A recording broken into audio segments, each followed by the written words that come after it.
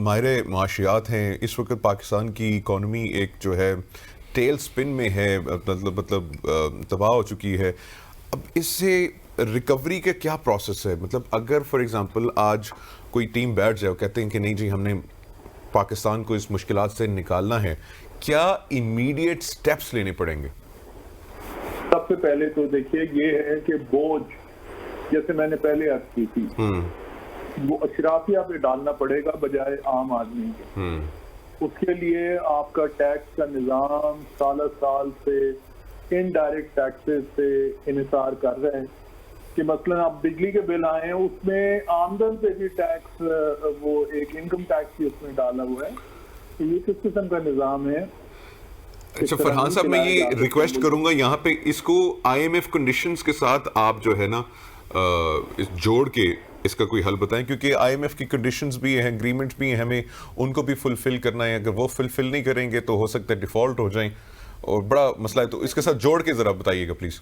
देखिए बात यह है कि IMF वाले एक मजमूई खसारे की बात करते हैं। ये माजी में मेरी उनसे खुद बात हुई है। वो कहते हैं कि जी एक मजमूरी आपका डेफिसिट है, उसको पुर करना, उसको कम करना, ये आपके ऊपर है, आपके ऊपर मुनक़िर है।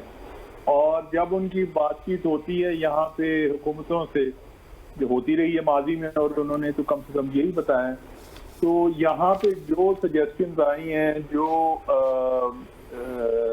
मशवरे दिए गए हैं, या जिन चीज़ों पे हुकूमतों ने रजामंदी जाहिर की है, वो ऐसे काम है जिनका आखिर में बोझ अवाम नास से पड़ता है। ये क्या वजह है कि आज भी पाकिस्तान में इनकम टैक्स पेयर्स 2% से कम हैं? ये वजह IMF नहीं है, बल्कि ये वजह ये है कि हमारी अपनी हुकूमतें वो कुछ करने को तैयार नहीं हैं जो कि करना चाहिए।